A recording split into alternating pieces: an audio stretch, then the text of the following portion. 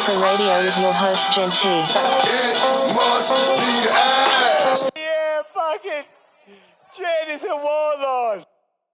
If you believe in tradition, universalism, perennialism, like me, you will on some level think that we're having a comparable experience to one another here as humans in spite of our superficial differences. Here is a universal truth which I think will work for anyone. If you're trying all sorts of things to make yourself happy, maybe you're trying to stay fit, I'm trying to do that, or trying not to get older, trying to look handsome, trying to be successful. Here's a technique that I guarantee you will work. Do something for someone else. The masterclass version of this is do something for someone else and then don't get found out or tell anyone, that's pretty advanced, that's black belt stuff. But try doing things for other people where the benefit to you is negligible. In fact, there is no benefit to you. An easy example, helping homeless people. But simple little things. If you go through life thinking, could I carry that person's bag? Like basic decency, manners, politeness, protocols. Try these things, these simple things, and then look for opportunities in life. People will suddenly start texting you, my brother's got this problem, this person's got that problem. Now, if you're a terribly codependent person, meaning you get all of your self-esteem through helping others, then you have to be somewhat cautious. It's different. Then you have to be somewhat circumspect about the way you give yourself away. You have to nurture yourself and take care of yourself. But if you're like me, basically a very selfish little pig, look for opportunities to help others. Think, how can I benefit the world? As JFK said, ask not what America can do for me, ask what I can do for America. And as I recall, JFK ended up... Oh no. Well, there you go. So every advice has some flaw in it. But there is certainly a benefit to looking for opportunities to do things for other people.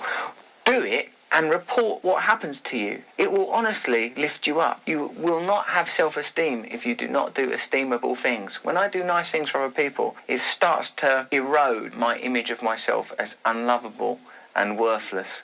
And I've got to do that because how can I be a father to daughters? How can I be a husband to a wife? How can I be a useful member of society if I don't think of myself as beautiful? And the only way to do that is by being beautiful to other people when I can't get anything back for it. Oh, what's up, everybody? Welcome to Rambo for Radio. I am your host, Genty, Twitter and Instagram at Genty523. Whew. Man, some powerful words from the Under the Skin podcast with Russell Brand. Season 2, I believe, is coming up. Season 2 or Season 3, he's been on a little bit of a hiatus, but he is coming back, I want to say next week. So you'll be able to hear more details about being kind, exercising kindness with yourself and others. This week, I went through that experience of trying to figure out why do I, in moments of, in certain situations where I feel like I am unloved or unworthy of the moment, the imposter syndrome that I'm working through. It starts to make sense now if I participate in acts of kindness to other people. It will erode away the feelings of unwantedness, of feeling unloved or not good enough. So I just thought that was really interesting that I heard that. I heard that clip from Russell Brand and I thought, oh my gosh, this makes sense. And this will be referred to a story coming up later in the podcast. But before we get to that story, UFC 229. What's good, everybody? Holy shit. That was crazy. One of the craziest things I've seen in a minute for sure. My boy Conor McGregor. Khabewby Nurmagomedov squared off like I had felt, even though I am a Team Mac for life, Team McGregor for life, por vida, por la vida. I just had a feeling there was something different about Conor this time. Several people were texting me, oh, you see, he's scared. My thought, it wasn't that Conor was scared. This guy fears no man, you understand? He fears no man. My thinking was the fact that there is $100 million sitting in that man's checking account. Okay? And he doesn't need the grief, whether he wins or loses from this point on after that Mayweather fight. He had cemented his legacy. He has cemented his legacy for his children and his children's children. Do you comprehend where this is going? So when you give people $100 million check, there's going to be two types of people. They will either stay the same and continue to work hard and do the things that they do, or they're going to take that money and run. And my thinking is Mr. McGregor, with all his other investments and businesses and deals going on, he didn't need the grief. And that's what I had sensed in that walkout, in the walk to the ring. I sensed, you know what? It's like, I got $100 million in the bank. I'm just showing up. Win, lose, or draw, I'm going to make $10 million tonight. Yeah, sign me up to lose. I'll go in there and fight Khabewby for $10 million to lose. It's no sweat off my back. Still got paid. So you tell me how you're going to fight. You tell me what your work ethic is going to be like with $100 million in the bank. You're gonna be feeling very comfortable. Very comfortable. So I sensed that was happening. Even before that moment happened, my night was ruined. I had planned a UFC soiree because when my boy Condor is fighting, I want everybody to come in and watch greatness, even though he failed to display his usual greatness that he normally displays in the ring. Volkov Black Beast. Excuse me, sir. Excuse me, sir. Volkov. I had all my bets going. My bets were doing all right. Messed up on Kunitskaya because she has terrible striking, and I couldn't imagine that anybody in the UFC would have worse striking than her. And then walks Lena Landsberg. Hold my beer. I'm from Sweden and I've never thrown a punch in my life. Unya, I am fighting Kunitskaya. I've never thrown a punch in my life. Oh my God, this lady was so terrible. I thought Kunitskaya was going to be bad. Holy shit. Landsberg looked like she'd never been in a fight in her life. And this chick had over 10, 12 fights. I went and looked it up. Ugh. So that, I was like, a little annoyed. Then Volkov comes up. He is slated to win. He's undefeated. He's fighting Black Beast, who has a bad back. So all he's going to do is stand there and throw overhand rights. While you're Volkov, you've got Sambo, you've got kickboxing, you've got boxing. Your hands are there, your kicks are there, your movement's there. You haven't lost. You lose the fight. You get knocked out by a dude who's got a bad back, who was barely moving. I don't understand it. Volkov had him finished in the first round, and he didn't finish him. Okay, fine. We go to the second round. Didn't finish him. Okay. Third round, unnecessary. Deserved to get knocked out by Black Beast. But I was pissed. So, to top off being pissed about Volkov, I knew that Pettis, Turd Ferguson was coming up, and I didn't like that fight. I don't know if you remember. Go back a couple of podcasts. I talked about how I did not like this fight for Pettis because I felt like the UFC was setting him up. It was like a gimme fight for Ferguson because Pettis hasn't been the same Pettis in a while. Now, was I pleasantly surprised? He did show up. There were a few interesting wheel kicks and things coming down the pipe, and he was trying, and that was because he had a broken hand. He was fighting with a broken hand. Salute to the Pettis. My God. It's tough to get in the ring and fight somebody, let alone fight when you got something broken mid-fight. But I still believe that Ferguson was going to win, even though I don't like Turd Ferguson. But he did say something very important, which rung very many bells for me, is that Turd Ferguson does not spar at all. He hasn't sparred in years. He does all this goofy movement stuff on his Instagram or on YouTube. It's just crazy. He's doing this breakdance fighting crap, and I think that's why I can't stand it, because it just looks McDojo-y to me. I don't understand. He's got sunglasses on and he's doing like windmills and headstands and kicks and punches, and I can't understand it. But this young man has not lost since 2012. So maybe this McDojo stuff works. I don't know, but I can't stand it when he opens his mouth. Where you at, McNuggets? Where you at, motherfucker? It's just, oh God. And then he held the UFC press conference hostage. Everybody was getting Stockholm syndrome. They were almost starting to like him. And then he started talking, and he talked for over 40 minutes. I stopped counting after 40 minutes of him mumbling on and on and on about how his movement is something special like we've never seen before, and just going on and on and on about McGregor and Khabib and talking about himself. And then he said he didn't want to talk about anything. He didn't have anything to say. He just wanted to fight. But then he was talking for 40 minutes. And then he goes for audience participation. He says, how many of you want to see me fight for the belt next? And then he says, 1, 2, 3.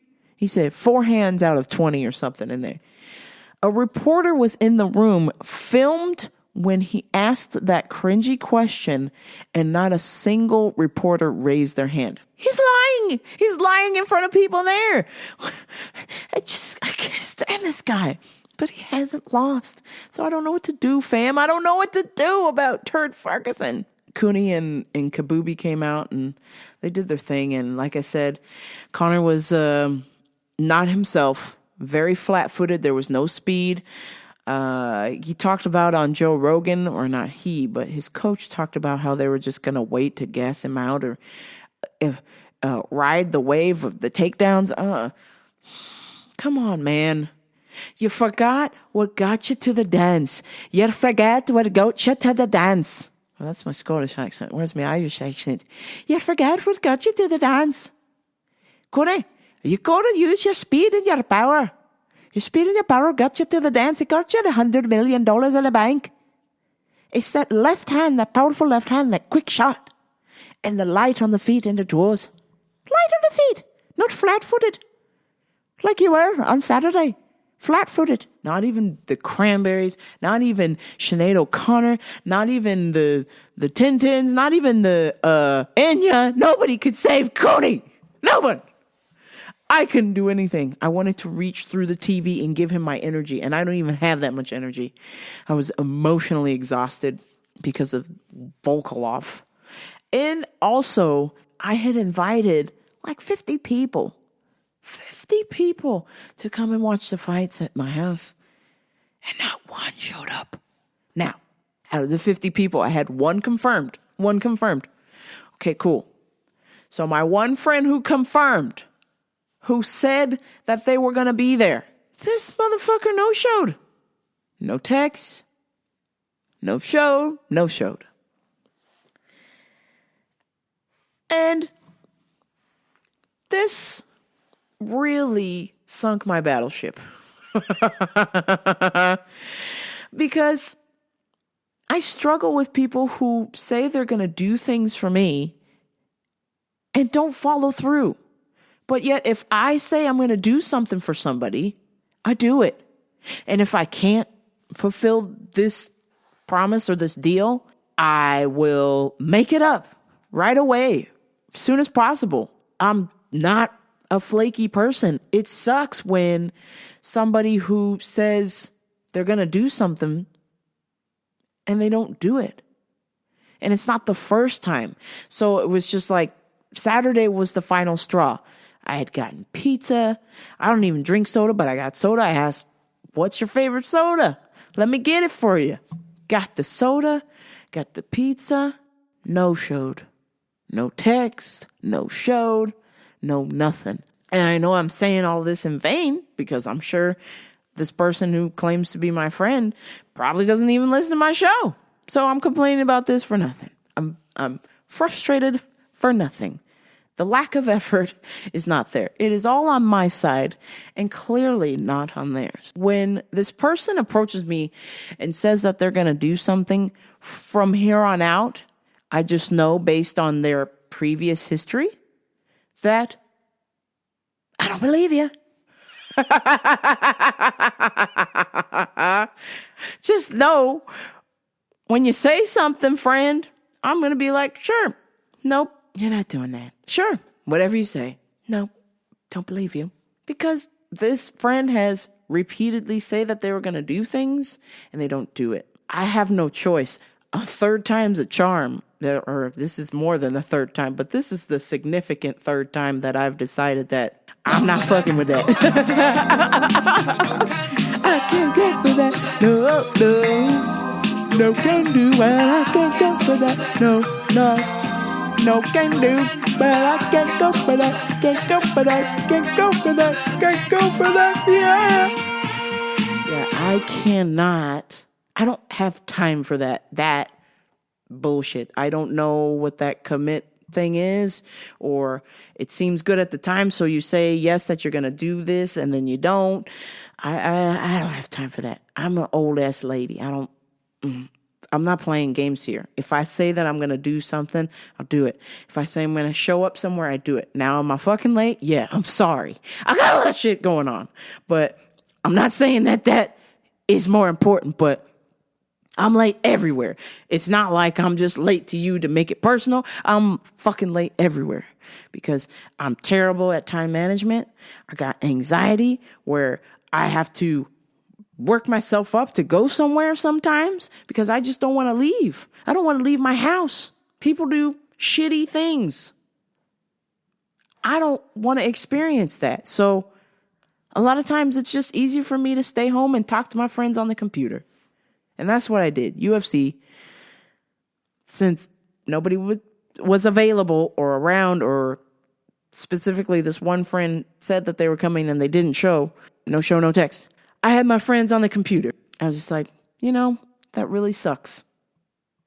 You committed yourself to showing up and you didn't show. So, man. Ruined my night. Then all of a sudden there was a riot. And I'm sure you're very well aware because it is motherfucking everywhere. But Khabewby, after the win, decided that choking Condor out. I can't think of the name, but the choke goes across the jaw. And it basically puts a tremendous amount of pressure. It's very painful. Anybody under the sound of my voice would tap from that. They're not going to fight off that choke. When someone gets you in that face choke, it hurts. As somebody who has had a broken jaw, who has a chipped jaw, I've seen the x-ray. There's a piece of my jawbone missing. I have very bad TMJ. Somebody puts any sort of pressure. Sometimes I lay on a fucking pillow and I have pain. A choke like that, you will tap. I don't care who you are. If you're the world's strongest man listening to my podcast, welcome. You would tap from that because of the pressure, the squeeze that it puts on the jaw joint and the nerve that runs there. You're not fighting that off. Nope. And it's not going to happen. So shortly after that choke, Khabewby went after Connor's team and hopped out of the cage and was doing all kinds of stuff, and people punching and fighting, shoving, and Connor was punching people as well.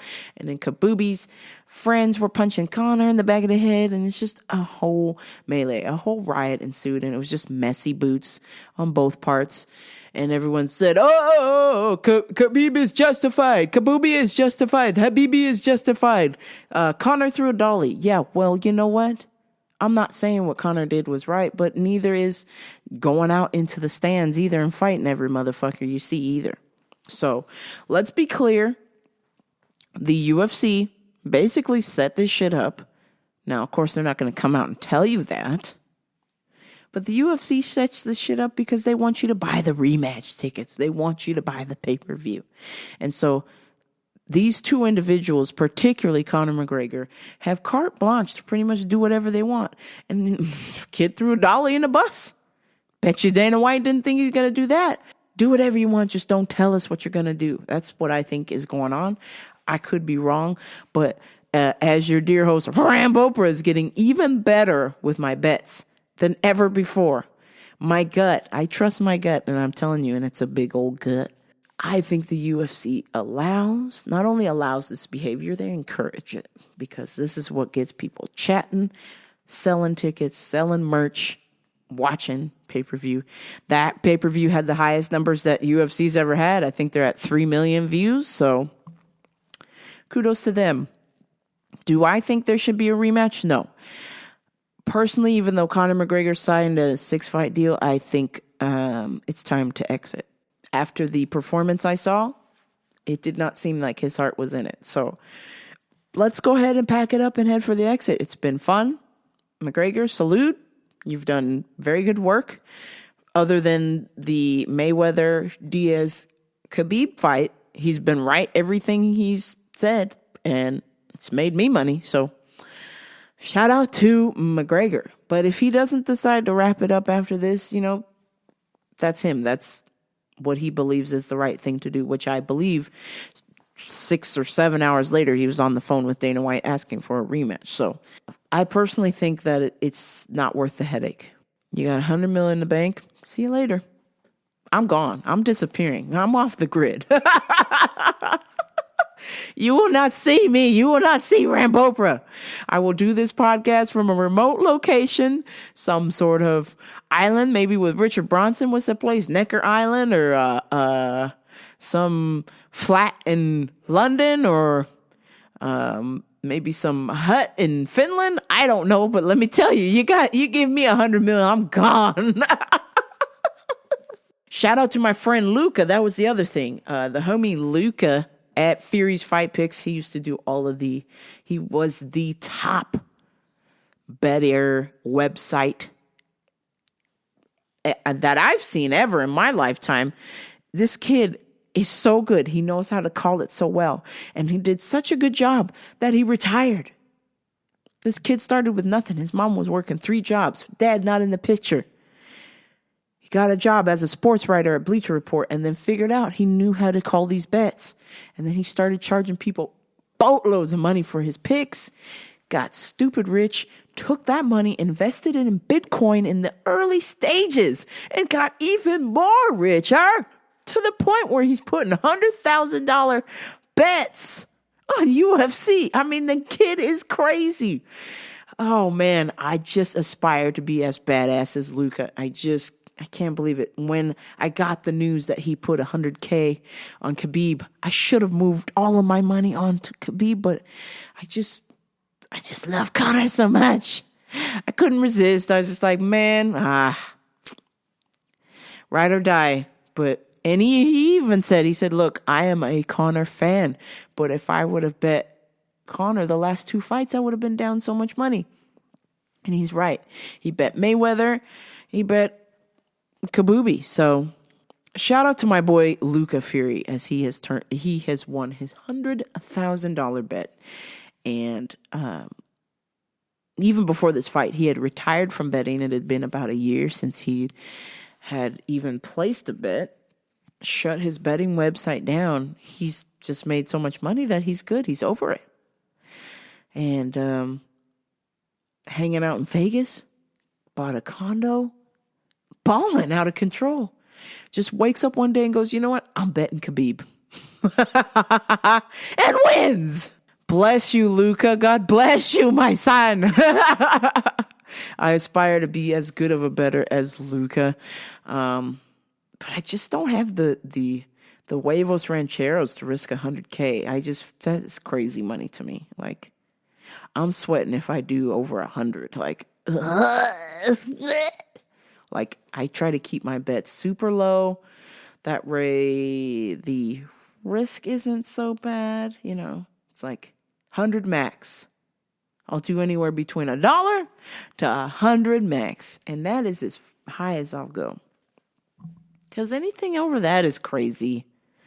$100,000. I got a house, man.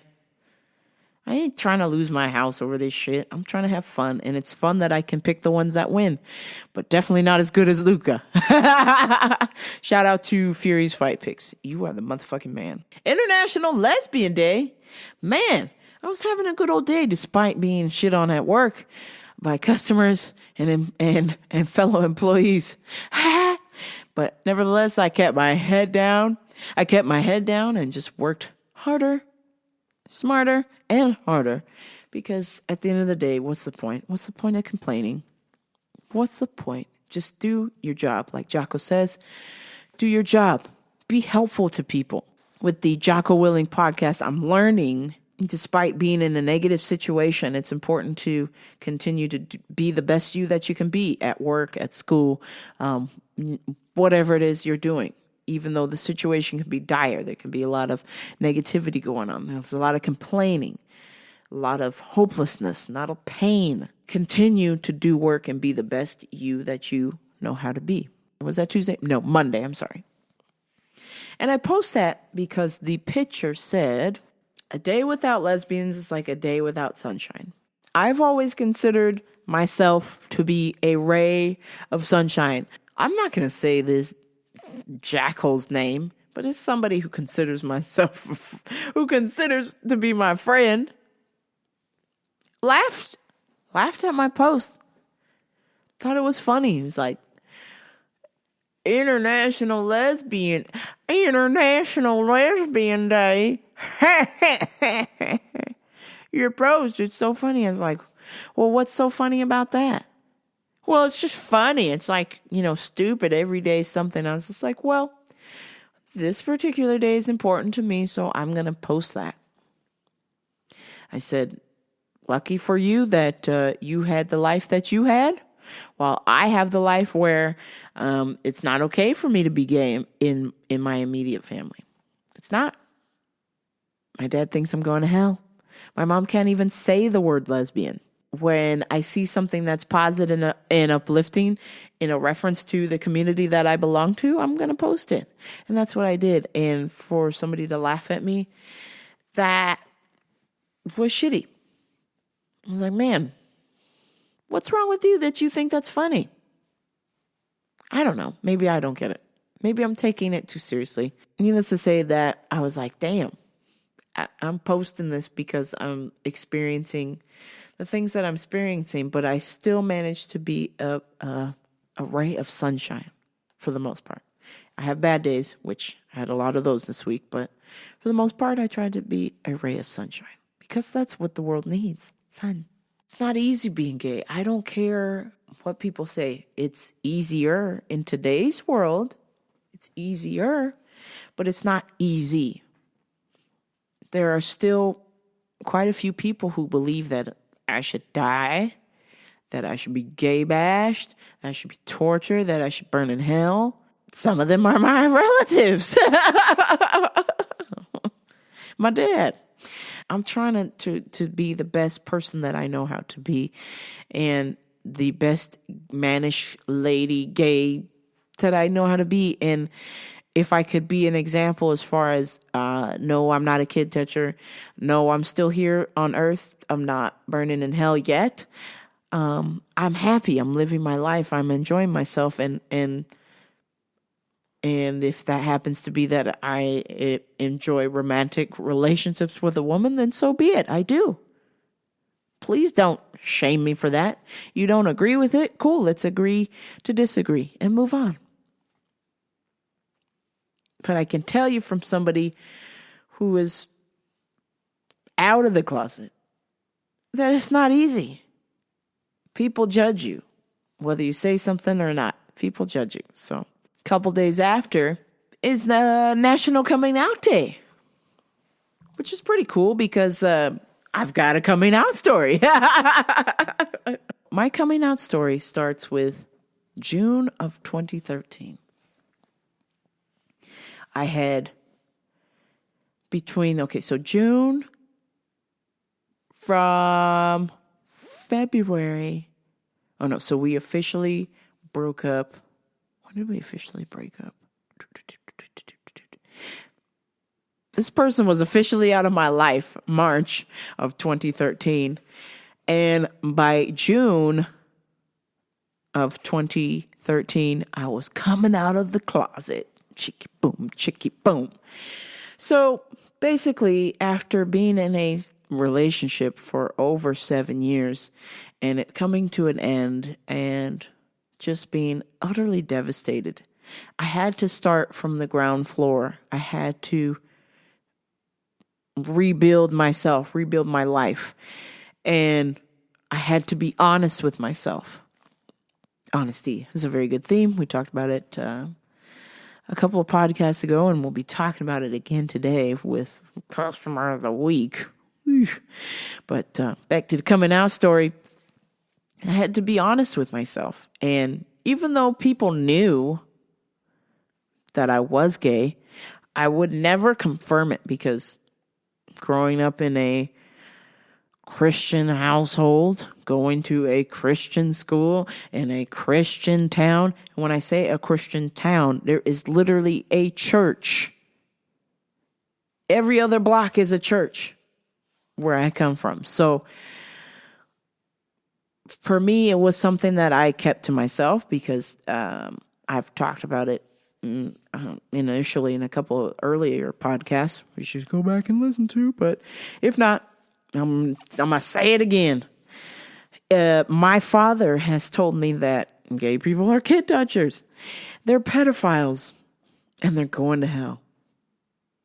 And where he comes from, they get choked out and beat up. And hearing that as a young adult, I just thought, man, I don't feel comfortable ever coming out of the closet with that kind of attitude. My dad's going to think I'm a kid toucher. My dad's going to gay bash me, or send somebody to gay bash me. And then he's going to think and then he's going to tell everybody I'm going to hell. So for the longest time, I didn't say anything. So flash forward into being in a relationship in the closet for 7 years. It was tough. It was terrible. It was terrible for my partner, sort of. I think she was out of the closet, and I think that she had wished to have, I mean, I can't speak for her because I don't speak that kind of crazy. Hey. Catch that, dude. No, let me be serious. She was out of the closet, so I think she wanted a little bit more affection, and coming from a home where there wasn't a whole lot of affection, it was already difficult for me to express affection. And then on top of that, be in the closet. Knowing that she went through that, knowing that I went through that, I said to myself, you know what? I'm single now. I've been cheated on. I'm rebuilding my life. I'm trying to live day to day, because at that moment in time, I didn't want to live anymore. And I thought, man, what better of a time to be more authentic with myself by coming out of the closet, being real. Those feelings of suicide and all that other depression stuff and the anxiety, it's just inadequacies. It's not being authentic, I think, in my opinion. You've got to find the root, dig to the root of the problem. What are you avoiding? And for me, it was coming out of the closet, because I was afraid of my dad, even though we don't really have that kind of a relationship where I would be afraid of him. To the point where we have come to blows. Not him, but me. I was swinging, that's for sure. So our relationship is a little sketchy. But I just said to myself, you know what? Enough's enough. I'm not going to live in the fear or the shadow or the ideas of my father. I have my own. It's my own life, and I should be able to do what I want to do. And what better way to clean the slate than to come out of the closet? And so I did. And oof. Gay people are kid touchers, and and I mean, I don't think you are. I'm just like, really, dude? Well, this is what I will tell you. And like I've said before, gay people will not see St. Peter at the gate. And what gate is that, Dad? Even though I knew what he's talking about. But for those of you who don't, he's talking about the Bible. And you will not see St. Peter. Your name will not be written in the book of life. It will be crossed out. Jenny, you cannot be gay. You're going to hell. Like, oh, Dad, okay, well, that is your opinion. And this is crazy because that I would never say talk. I'm not coming up in the household that I come in. You don't talk back to your parents for any reason, whether you're right or wrong. You don't say shit. And at that moment in time, I was just like, well, you know what, dude? If we're going to get biblical, then I'm going to use it against you. And I'm going to tell you that if there is a God, then you are certainly not my judge. He is. If you believe in God, if it's Satan, then I'm like, okay, you know what? You believe in Satan. You have your opinion. I have mine. We'll see what Satan says. When he's telling me all these things about how being gay is bad and I'm going to hell and I'm a kid toucher and this, that, and the other, and my mom's crying and I'm crying because I'm just like, you're not listening, dude. I'm your child. I'm a part of you. Unfortunately, I'm part of your DNA is a part of me. And I don't know what to tell you other than I am gay and this is my life and I'm going to live my life. And if you think that I'm going to hell, then so be it. I'll see you there for judging me. And he's like, you cannot say that, Jenny. You cannot say that. You cannot say that. I know what I know and I will not betray my faith because of a choice you're making. And I said, okay, that's fine, dude. I know where we stand. Church is more important to you than your child. I get it. It's cool. That's your choice. I have mine. You have yours. So my mom's still crying. Still hasn't said the word lesbian. I have yet to have heard that word come out of her mouth. She has not said that word. So, and here we are to this day, 5 years later, still in the same position. My mom still can't say the word. My dad thinks I'm going to hell. I distinctly remember one time when I came home crying after somebody had called me a dyke. And my dad said, maybe you shouldn't look like one, Jenny. It's time you need to put on a dress. And I was like, that's all you got to say? And I wanted to say in that moment in time, I was like, well, that's because I am one. I am a dyke. So somebody calling me one, dude, like Captain Obvious, I would just appreciate the support and be like, man, the aggressive way you said it sucked, dude. Couldn't you have been like, hey, you're a dyke, like friendly, But at the heat of the moment, at the time, this young man was, I don't know if he was jealous or intimidated by me. I'm not sure. Maybe both. But been called every name you can think of in the book and then some. It sucks. And speaking of name calling, it's time for Customers of the Week. Boy, did I have a wonderful Customers of the Week this week. I had a vegetarian/vegan lady looking for a weight gaining protein. And she approached me. Oh, hello. Yes. Hello. Yes. Hi. I need help. Oh, okay. Great. Tan Mom. What do you need? Tan Mom. She's free to be Patricia Marie. Can't you see? Man, I had Tan Mom. This bitch looked like Tan Mom. And she was looking for a vegan or vegetarian weight gainer. So I was trying to give her the science behind why there will never be a vegan or vegetarian weight gainer. It's very expensive. It's already expensive to make a vegetarian or vegan protein powder, let alone make a weight gainer. It's even more expensive. So I was trying to explain to her that companies aren't going to make something like that, or if they do, it's a very special order request because it just takes so much material to give you a little bit, the bare minimum of protein in a vegetarian or vegan protein, let alone a weight gainer. If you get a milk-based one, you're getting 2 and 3 times the nutrients, but she wanted a vegan vegetarian one.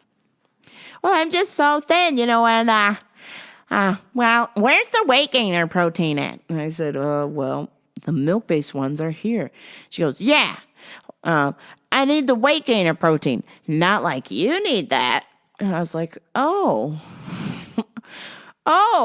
well, where in tarnation did you come from? Shady Lane Road, sweets? I said, what? And I asked her politely. I was just like, oh, well, why would you say that? Knowing that I needed material for the show. Well, it's because you're fat, and she just like patted me on the back like I was like some kind of puppy or something. I was just like, oh, well, I'm sorry. Only my friends are allowed to call me fat. And she goes, well, can I be your friend? And I was like, nah.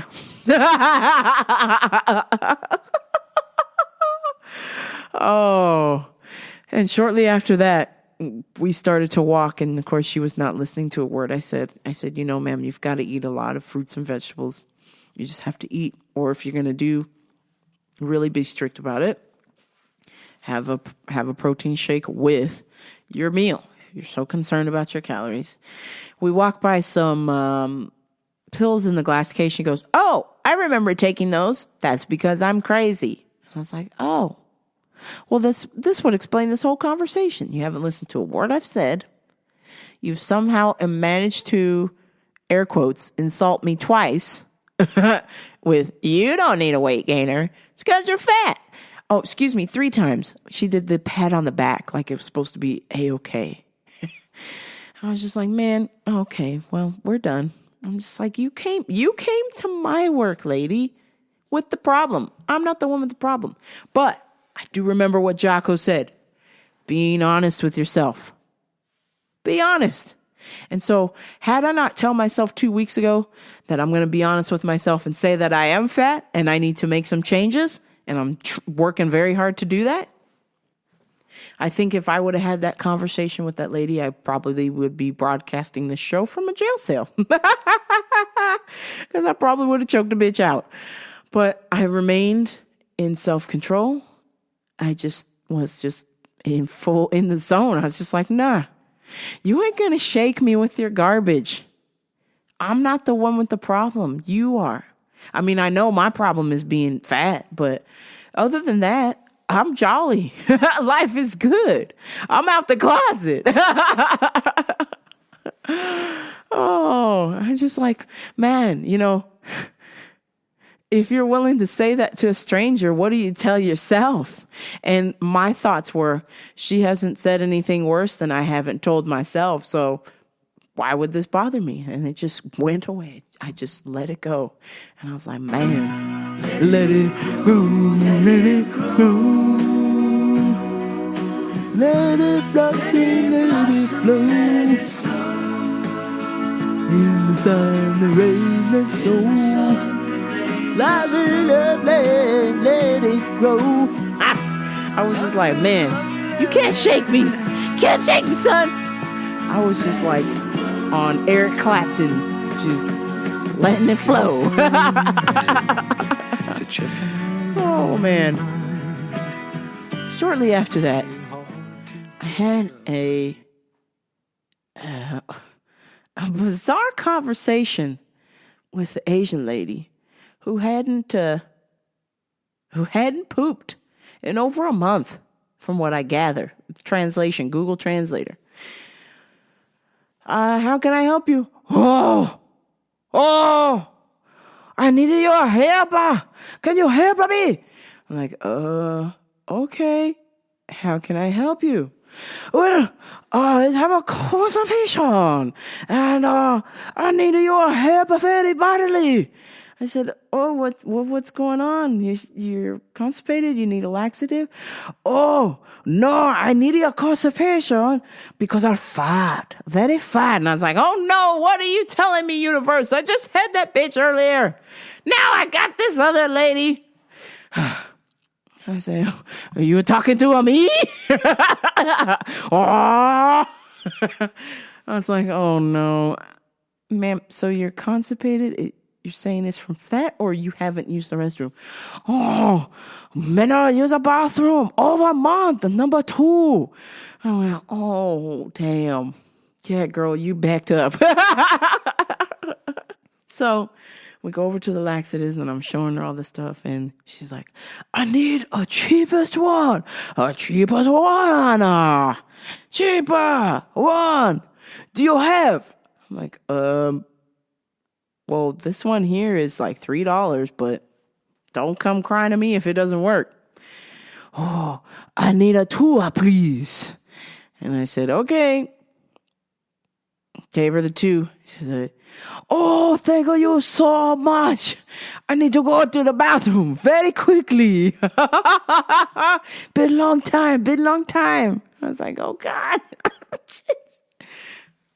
Then shortly after, I just happened to be hanging around in the laxative section when an Hola Mommy came up.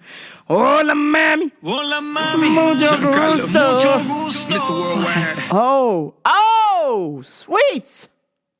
How can I help you? She's like, hi. The gentleman over there asked me if I needed help, and I said no, but I saw you and I just thought I'd ask you. I was like, oh, well, what's going on? Hello, ladies. Well, I just wanted to let you know that I haven't pooped in 3 weeks. I'm like, what? What is going on? The fuck, bitch? What do you mean you haven't pooped in 3 weeks? I just, I don't know, it's like really bad. I just came from the doctor and I'm just like, oh my God. What is wrong with you people? Listen, every time you eat, something should come out, man. This is crazy. 2 in a row, haven't pooped in 3 weeks, a month. Y'all gonna get the colon cancer. I'm not a doctor, but I'm just saying, stuff's supposed to leave. Exit only. You get what I'm saying? The poop come out. A pooper come out. Been a long time, a pooper.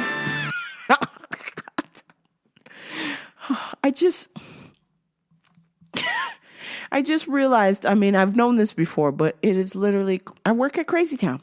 Then after that, we had 2 lovely, sweet old ladies come in the store looking for items. And what do we know about our senior community? They are the nicest, cutest little bundles of joy. Excuse me. How can we help you? Well, I can't find anything since you moved everything around. I used to be able to just walk in here and grab what I need and leave. I can't find anything. Oh, okay. Well, how can I help you? What are you looking for? I'm looking for the stuff I used to buy before you moved it. Okay, well, we moved, so things have changed. It's been about a year. I don't care. It's not where I found it last. I'm like, okay, well, let's go ahead and find that for you. So we find what she's looking for. Anything else I can help you with today? Yeah, you can stop moving stuff around.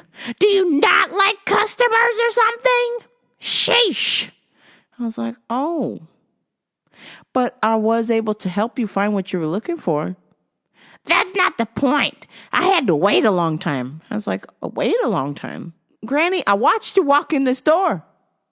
You literally took 20 steps in the door and asked me if I could help you.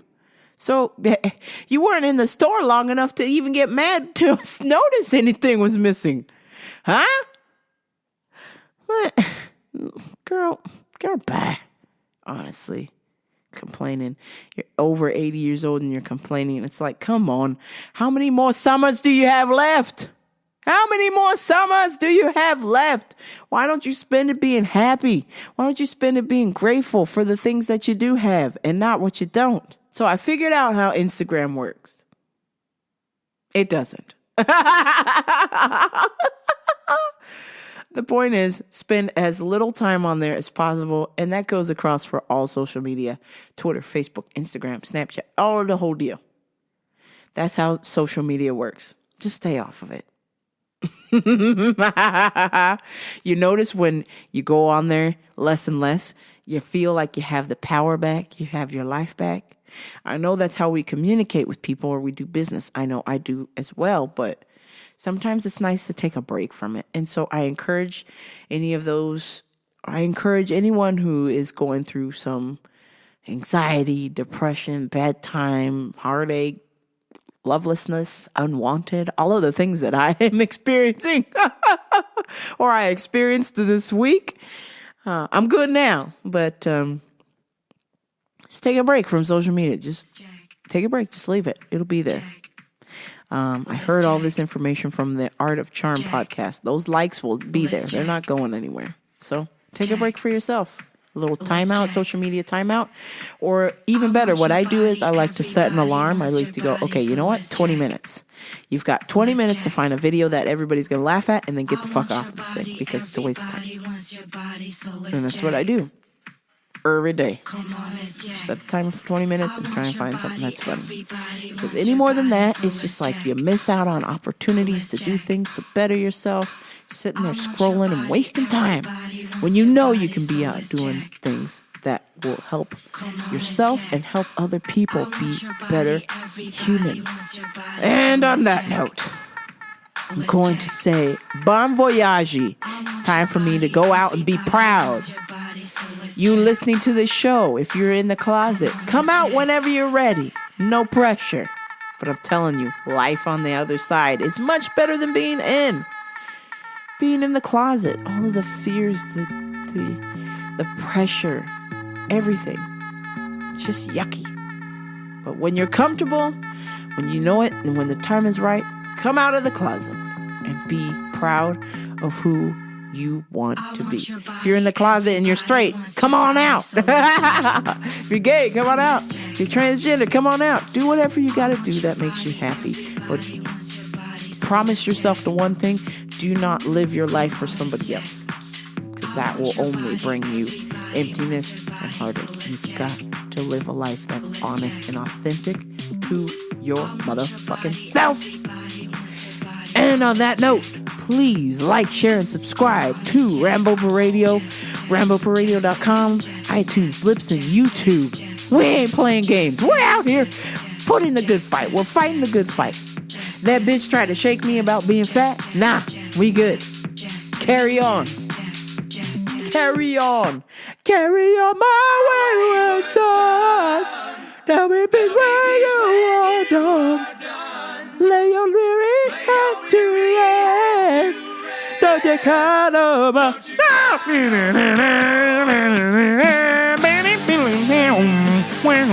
Swinging, wingy, fligging, walk, swing up, wiggity, wingy,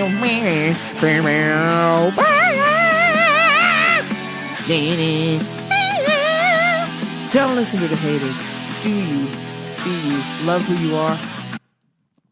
Get out there and enjoy your life, because you only have one. Random acts of kindness go a long way. It's great for the person that you're doing them for and for yourself. Do something kind for somebody this week. Your homework assignment. Do something kind for somebody this week. Like, share, and subscribe. Tell 3 friends, but only if they're cool friends. Rambo Per Radio, RamboPerRadio.com, iTunes, Lips, and YouTube. This is Rambo Per Radio. Be kind to yourself. Be kind to one another. I'm out.